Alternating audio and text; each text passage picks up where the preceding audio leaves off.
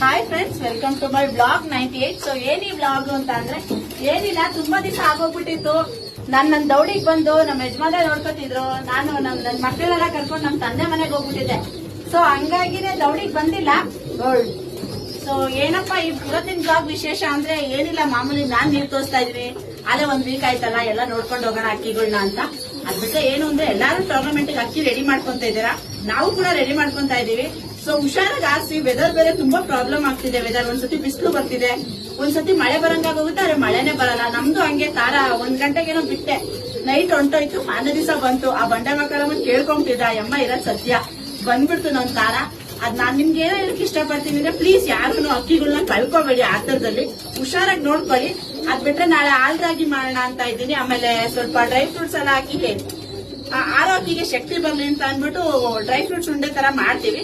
ಅದನ್ನ ನಾನು ಬ್ಲಾಗ್ ಅಲ್ಲಿ ತೋರಿಸ್ಕೊಡ್ತೀನಿ, ಸರಿನಾ?